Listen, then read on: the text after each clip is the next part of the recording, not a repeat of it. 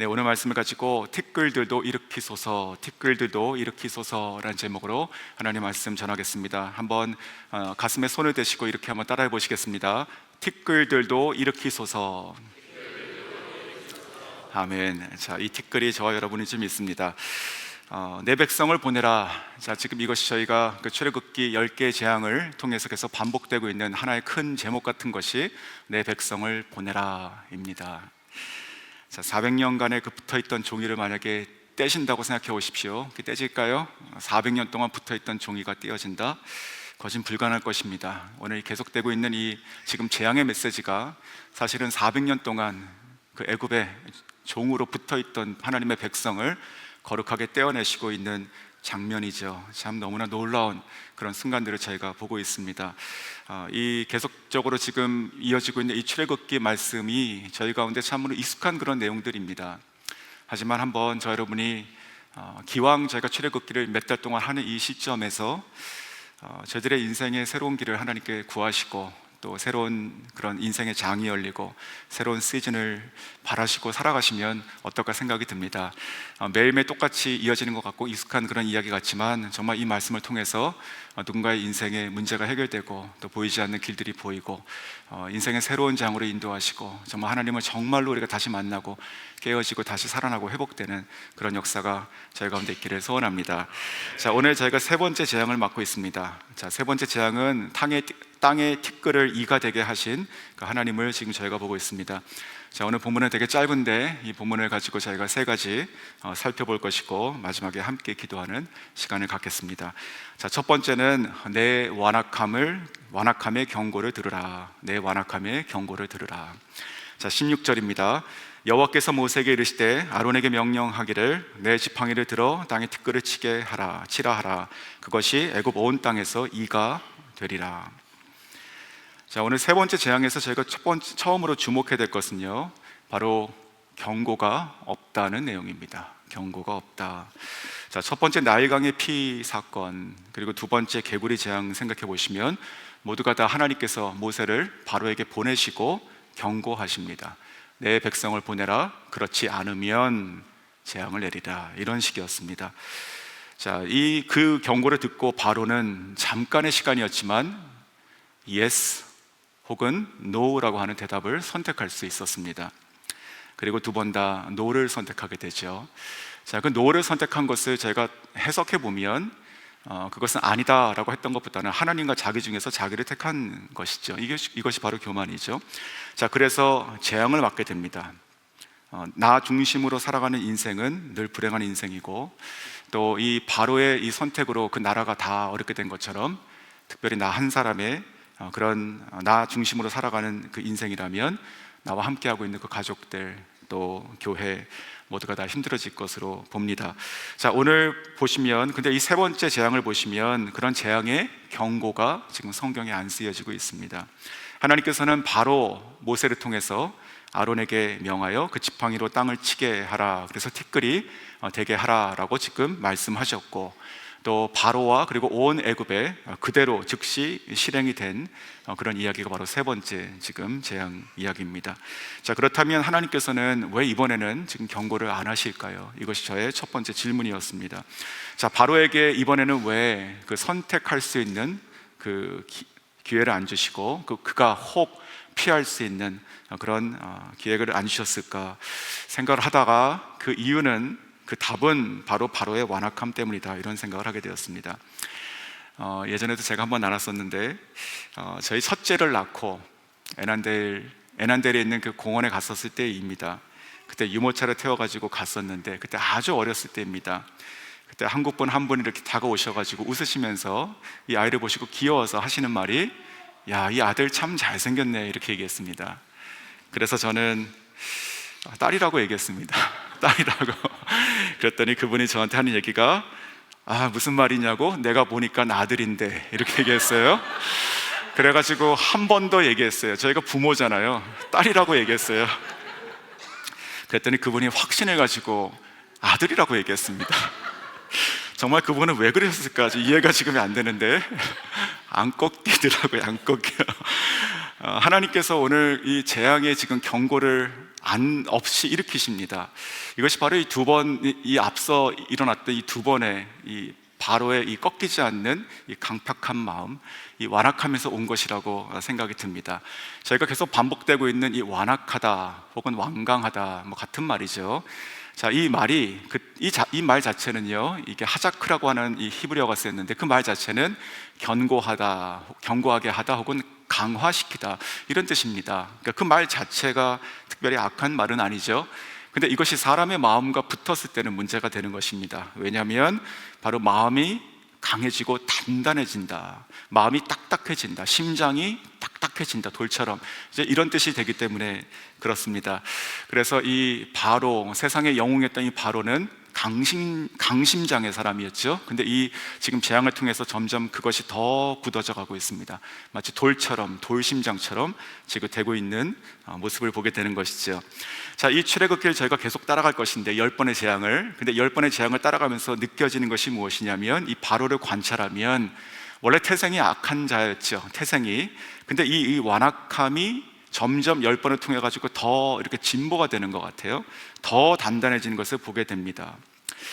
그도 사람이니까 사실은 살면서 한 번도 이렇게 상상도 못했던 일들이 이렇게 빵빵 터지면 그러면 놀라고 좀 꺾이고 뭐 항복하고 그럴 것 같은데, 지금 이 모든 과정을 통해서 이 바로는 더 그 마음을 돌처럼, 아니 콘크리트 심장처럼 만들고 있다, 지금 그렇게 보여집니다.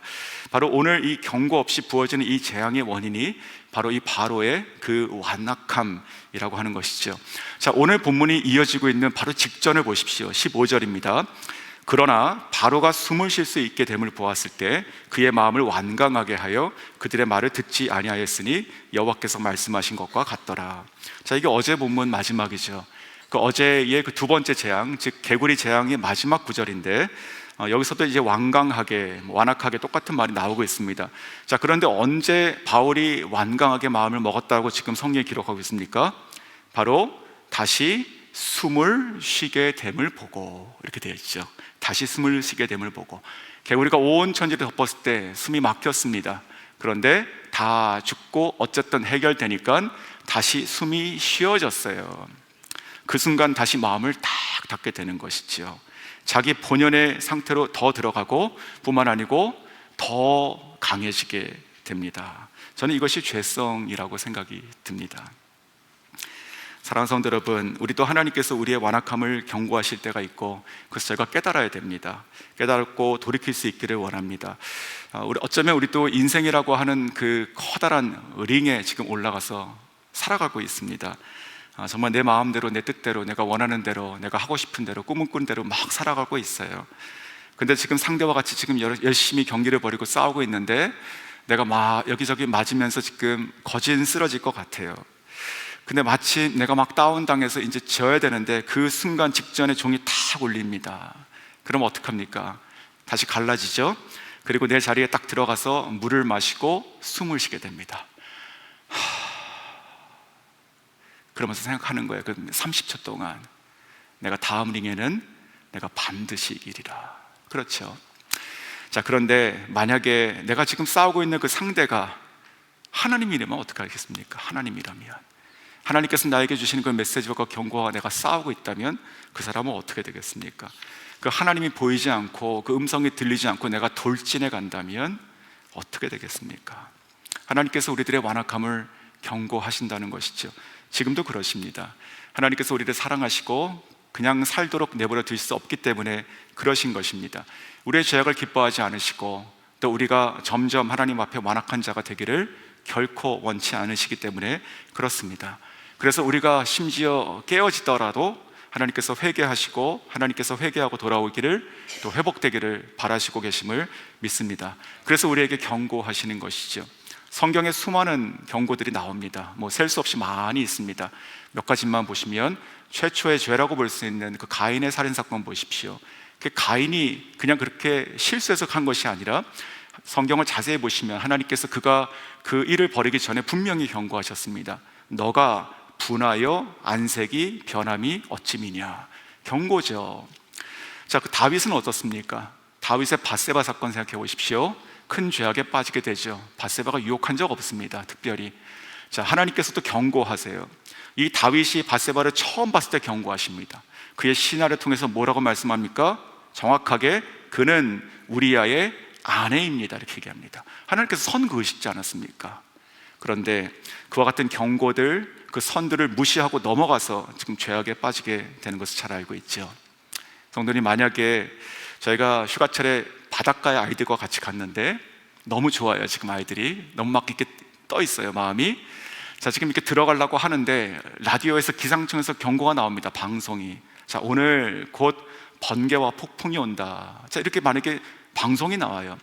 그러면 내 앞에 지금 아무 일도 없는 것 같아가지고 내가 아이들을 데리고 들어가서 마음껏 놀겠습니까?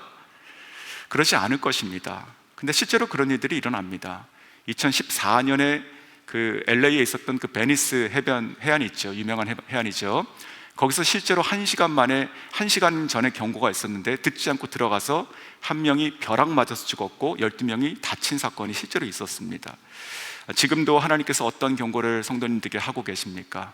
저희가 하나님의 축복과 은혜를 바라고 살아가고 있습니다. 하지만 저희 모두가 다 온전하고 완벽하지는 않습니다. 하나님께서 우리를 보시고 안타깝게 여기시고 또 우리가 고쳐지길 원하시고 우리가 변화되길 원하시는 부분들이 분명히 있을 것입니다.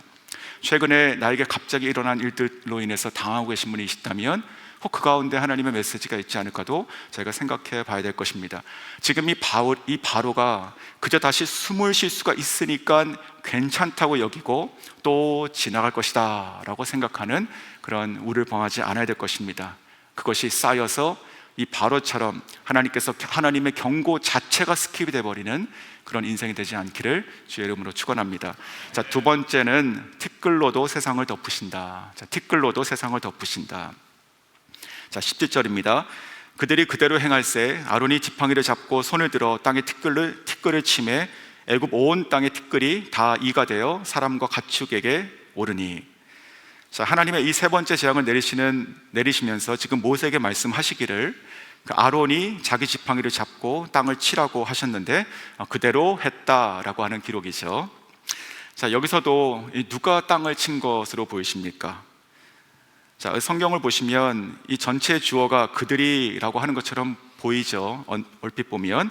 하지만 이것은 정확히 잘 보시면 아론이 친 것으로 볼 수 있고, 또 실제로 히브리 원어 성경을 찾아보니까 거기도 3인칭 단수 주어가 거긴 들어가 있습니다. 그가라고 되어 있습니다. 바로 아론이 지금 치고 있습니다. 목요 새벽 예배 때도 그 말씀을 좀 나눴었는데 그 아론을 지금 현장에서 하나님께서 키워가고 계신다는 생각을 계속 하게 되는 것입니다. 자, 어제 본문에도 그렇고요, 또 오늘 본문에도 그렇습니다. 이 아론이 참 희한하게 이 재앙의 현장에서 연속적으로 그는 하나님의 종으로 성장하고 있습니다. 간단히 아론의 그 행동 모션을 좀 비교해봐도 알 수 있는데, 그 첫 번째 재앙에서는 어떻게 했습니까? 그가 뭘 했습니까? 그 나일강을 향해서 그가 손을 뻗었습니다. 멀리 뻗었어요. 강들과 물들과 운하들과 못과 자, 그런 것을 향해서 손을 뻗었고 재앙이 그것으로 미치는 것을 저희가 봤었습니다. 자, 하지만 그 자리에서는 지팡이를 들었고 손을 뻗었지만 지팡이를 내려친 것은 모세였습니다. 모세가 내려쳤을 때 거기서부터 재앙의 시작이 됩니다. 그 재앙의 계시가 일어나는 것은 바로 이 모세의 치는 사건으로 통해서 시작이 되죠. 자, 그리고 어제 두 번째 재앙에서는 어떻게 됐습니까? 어제 두 번째 재앙에서도 모세가 서 있고 아론은 손을 뻗었다, 이런 장면이 있었습니다. 자, 그런데 오늘 세 번째 재앙으로 오면 그 모션이 지금 바뀌고 있습니다. 모세가 서 있고 아론은 손을 뻗고 그리고 이어서 내리치게 됩니다.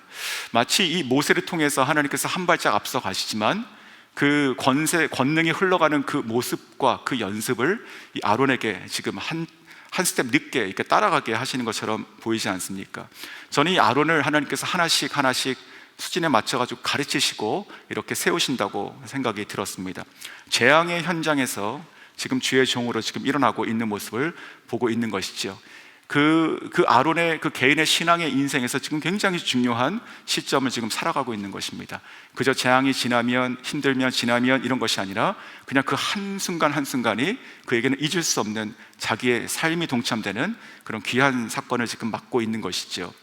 사랑하는 성도 여러분, 혹시 저희들 가운데도 지금 그런 아론과 같이 나의 신앙 인생에 아주 중요한 시점이 있다고 혹시 감지하고 계신 분이 계십니까? 그렇다면 그냥 내가 지금 처해 있는 것에 대해서 이렇게 중립적으로 바라보지 마시고 그 가운데 하나님께서 나를 어떻게 지금 인도하시는지 세밀하게 관찰하셔야 됩니다. 만약에 가능하시면 그런 분이 계시다면 일기를 쓰시는 게 지금 굉장히 도움이 될 것입니다. 아주 꼼꼼하게.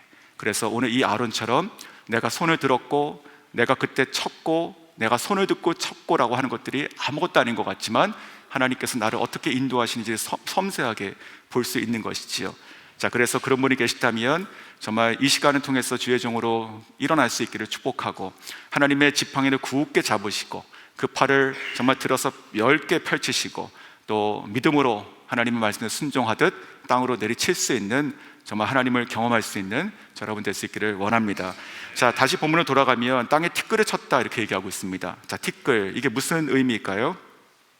자, 이 재앙은 모두가 다 지금 애굽의 신들에 대한 그 심판이기도 하죠. 자, 그런 관점으로 보면 이 세 번째 재앙은 애굽의 그 땅의 신인 게브라고 하는 신을 지금 심판하고 있는 내용이기도 합니다. 왜냐하면 당시 이 애굽 사람들은 이 그 밭을 갈 때, 농사를 짓기 시작할 때 그 땅의 신인 그 게브라고 하는 땅의 신에게 감사 제사를 드렸습니다. 뭐 이런 마음이죠. 올해도 나에게 많은 소산을 주시옵소서, 나에게 풍작을 주시옵소서, 이런 마음일 것입니다. 즉 땅을 바라보는 그들의 마음과 바람은 바로 이것이 우리의 생명이고 이것이 바로 우리를 풍요롭게 할 수 있는 땅이다, 이렇게 본 것입니다.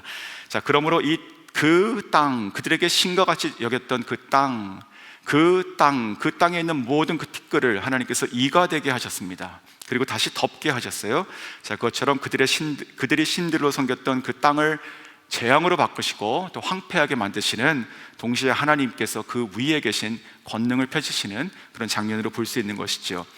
자, 티끌이 무엇일까요? 티끌은 티보다 더 작은 티끌입니다. 티끌. 저희가 티끌모아 태산이란 말을 하죠. 그렇죠? 근데 그거 아십니까? 요즘에 MZ 세대들은 현실 조언이라는 게 있습니다. 티끌 모아 티끌이라고 얘기합니다. 네, 크게 해야 된다 이런 얘기인데, 아주 현실적으로 좀 그 정신을 차려라, 티끌은 티끌이다 이런 얘기인데, 어쨌든 티끌 모아 태산, 어쨌든 티끌은 모을 수가 있다는 뜻 아니겠습니까? 그런데 오늘 이 티끌은요, 이 원어를 보면 티끌보다도 작은 먼지라는 뜻의 히브리 언어가 쓰여져 있습니다. 먼지는 모을 생각을 우리가 못하죠. 사실은 티끌은 좀 모을 수 있잖아요. 근데 먼지는 모으지 못합니다. 날아가기 때문에. 그렇죠. 정말로 하찮고 작고 보이지도 않고 무의미한 정도, 이것이 바로 먼지입니다. 자, 하나님은 그러한 티끌을 지금 이가 되게 하셨어요. 애굽 온 땅을 덮는 재앙으로 만드셨습니다. 저는 이것이 굉장히 중요한 메시지라고 생각하게 되었습니다. 사랑하는 성도 여러분, 정말 이 하찮은 티끌, 정말 보이지도 않고 정말 하찮은 이 먼지로도 하나님께서는 바로와 그리고 애굽의 온 땅을 덮으실 수 있는 분이심을 믿으시기 바랍니다. 애굽은 그냥 한 나라가 아닙니다. 그 당시 애굽은 당대 최강 제국이죠. 그리고 바로는 자신을 신으로 불렀던 지존이었습니다. 스스로 날강을 끼고 풍부한 그런 물이 있었고요. 그리고 그 땅이 비옥했어요. 그래가지고 언제나 늘 곡식 창고가 차는 그런 소산이 막 나오는 땅이었고, 뿐만 아니고 그 당시 이 권력이 얼마나 셌으면 200만 명의 사람을, 노예를 부리고 컨트롤할 수 있었던 힘이 있었던 나라가 바로 지금 이 애굽입니다. 자, 그러한 애굽을 하나님께서 그렇게 차곡차곡 수백 년 쌓아서 만들어 놓은 그 나라의 위엄을 지금 하나님께서 한순간에 무엇으로 덮어버리십니까? 땅바닥에 굴러다니는 티끌로 덮어버리신다는 것이죠. 하나님께서 정말 이 세상의 모든 권력을 하나님께서는 그 티끌로, 먼지로도 다 그 발 아래 둘 수 있는 분임을 저희가 보게 되는 것입니다. 성도 여러분, 저희도 지금도 똑같습니다. 나의 생명, 내가 살아가면서 누리고 싶은 그 부귀, 권세, 자, 이런 것들이 많이 있어요. 자, 이런 것들이 무엇이건 간에 그것이 어디서 나올까요? 그것이 우리가 어디서 얻을 수 있을까요? 어디에 우리가 발붙이고 살아야지 그것을 영원히 누릴 거라고 생각하십니까? 뭐 이렇게 저렇게 생각해도 어쩌면 그것이 대부분 땅에 속해 있는 것들이 많이 있을 수 있습니다. 내가 열심히 일해서 돈을 벌고, 내가 유능하게 내 자신을 만들고, 내가 누군가를 만나가지고 혜택을 얻고, 자, 이런 이야기들 우리가 조금만 잘못 생각하면 정말 땅에 붙이고 싶은 마음이 많이 있게 되는 것이죠. 하지만 그것이 무엇이건 어떻게 보이건 정말 그 세상의 나일강이 아무리 풍부해도, 그리고 세상의 그 땅이 아무리 비옥해도 그러지 못합니다. 그 나일강을 피로 바꾸시고, 그리고 그 비옥한 땅의 모든 먼지도 다 이로 바꾸실 수 있는 그 하나님을 저희가 믿고 살아가야 되는 것을 잊지 않으시면 좋겠습니다. 나아가서 이 말씀을 통해서 저희가 복음에 대한 생각을 또 한 가지 할 수 있게 됩니다. 바로 티끌같이 아무 쓸모없는 인생, 저 여러분을 하나님께서 어떻게 하셨습니까? 바로 사랑하시고 예수 그리스도를 보내셔서 우리를 위해서 죽게 하시고, 그래서 우리가 정말 이 쓸모없는 인생이 정말로 하나님 안에서 가치 있는 인생으로 바꾸시고, 그리고 정말 죽고 썩고 날아갈 수밖에 없는 그 인생을 하나님께서 영원하고 찬란한 인생으로 바꾸신 줄 믿으시길 바랍니다. 우리가 정말 스스로 아무것도 할 수 없는 그 먼지 같은 우리들의 형편과 우리 심령에 다시 성령의 그 생기를 불어넣으시고, 또 다시 말씀의 생기를 불어넣으시고 하시면서 우리를 정말 우리가 무엇이라고 우리가 주님을 위해서 예배하고 살아갈 수 있는 꿈을 주시는가, 바로 이것은 영원하신 하나님의 사랑이시고 은혜이시고 복음인 줄 믿으십니다. 자, 특별히 이 자리 가운데 저희 청년들이 있고 또 우리 청소년들이 있고 혹은 어린아이들도 있습니까? 자, 그 아이들이 있다면 그러면 인생을 많이 살고 깨닫는 것이 아니고 처음부터 사무엘처럼 어려서부터 이것을 깨닫고 한평생을 주님께 드릴 수 있기를 주님의 이름으로 축원합니다. 자, 세 번째 마지막은요, 바로 깨지더라도 멈춰야 산다. 깨지더라도 멈춰야 산다. 18절입니다. 자, 요술사도도 자기 요술로 그같이 행하여 일을 생기게 하려 하였으나 못하였고 이가 사람과 가축에게 생긴지라. 자, 첫 번째와 그리고 두 번째 재앙 때와 같이 지금 바로에게는 어쨌든 히든 카드, 자기가 꺼낼 카드가 하나 있었습니다. 그것이 바로 무엇이었습니까? 요술사였습니다. 네, 지금 아론과 모세가 와서 이적을 행하고 또 재앙이 지금 쏟아지지만 그래도 나에게도 뭔가 믿을 만한 구석이 있었는데 그것은 바로 요술사였습니다. 자, 이번에도 지금 등장하고 있죠. 자, 요술사도도 자기 요술로 그같이 행하여. 자, 이 말 속에 답이 들어있어요. 자기 요술. 자, 이것이 바로 한계예요. 한계. 자기 한계를 그대로 가지고 나오는 것이죠. 우리도 살아가는 인생이 그냥 나의 한계, 나의 열심의 한계, 그것이 크고 작고 얼마나 차이가 있겠습니까? 나를 의지하고 나를 만들어가는 그 마음들, 그 얼마나 차이가 있겠어요. 사실은 그것을 가지고 평생 힘겹게 살아가는 것이 얼마나 불행한 인생인가 생각이 드는데, 오늘 이 요술사가 그 모양으로 살아가고 있었던 것이죠.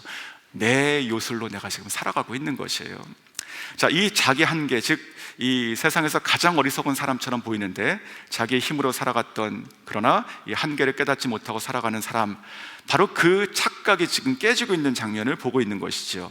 저는 이 본문을 보면서 이 요술사들이 정말 다행이다 생각이 들었습니다. 왜냐하면 그들이 실패했기 때문에 그래요. 이 실패가 그들에게 복이 됩니다. 결국 그들은 하나님을 인정하는 계기가 되기 때문에 그런 것이죠. 자, 19절을 보십시오. 요술사가 바로에게 말하되 이는 하나님의 권능이니이다 하였으나 바로의 마음이 완악하게 되어 그들의 말을 듣지 아니하였으니 여호와의 말씀과 같더라.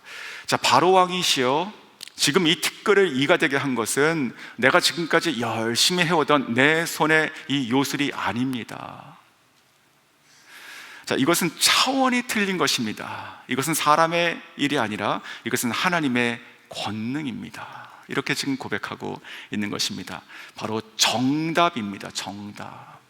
자, 이 정답이 만약에 이 바로에 의해서 나왔다면 여기서 끝이 나게 됩니다. 바로와 그 애굽의 이 불행은. 하지만 이 정답이 바로가 들었지만 바로에 비해서 안 나온 것이 지금 고통이 되는 것이죠. 자, 이 본문에서 한 가지 좀 본문을 관찰하다가 재밌다고 생각한 것이 있었는데, 그것은 바로 이 요술사가 지금 권능이라고 쓰는 이 말 있죠. 이 권능이라고 쓰는 이 말이 히브리 성경의 그 단어는 다른 말이었습니다. 바로 손가락이다, 이런 뜻이었습니다.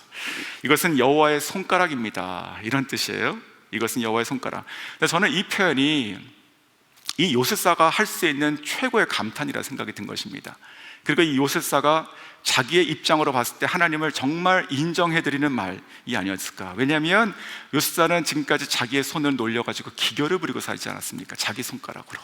근데 이것은 자기 손가락이 아니다 라고 보는 것이죠. 자, 손가락 하나의 권능이다, 이렇게 본 것입니다. 예전에 그 친교실에서 그 큰 적지 않은 그 모임이 있었는데, 그때 한 집사님이 이렇게 음식을 주로 준비하시고 이렇게 고기를 구워가지고 이렇게 가져오셨습니다.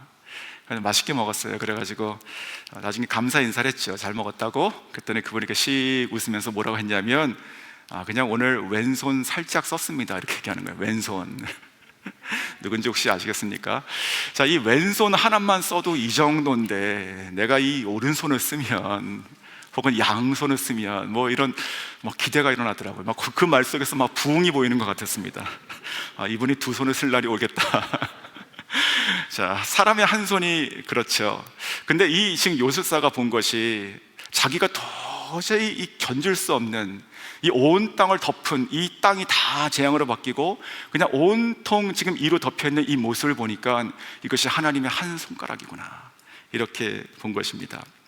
사랑하는 성도 여러분, 정말 이 하나님의 권능은요, 하나님의 손가락 하나의 움직임도 사람이 정말 수백 년을 차곡차곡 쌓아서 만들어 놓을 수 있는 그 강력한 것들을 이렇게 아무것도 아닌 것처럼 다 흩어버리시게 되는 것이죠. 오늘 우리가 정말로 봐야 될 중요한 것은요, 이 자기 한계가 깨지는 순간에, 이 자기의 능력이 깨지는 순간에 요술사는 다행히 하나님을 인정하게 되는데, 그런데 불행히도 이 바로는 그 순간에도 자기 마음을 더 닫게 되죠. 그러면서 더욱더 완악하게 그 마음을 마치 돌에서 이제는 콘크리트 철강 심장으로 만들어 가고 있는 모습입니다.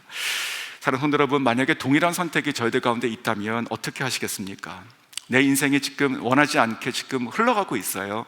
내 인생에 이렇게 좋은 일, 기쁜 일보다는 힘든 일들이 계속 연속되고 있어요. 근데 이상하게 그것이 그냥 재앙이고 힘들고 그런 것이 아니라 뭔가 하나님께서 나에게 감지하게 하십니다. 기도하게 하시고 막 새벽을 깨우시고 이런 분들 계시지 않습니까?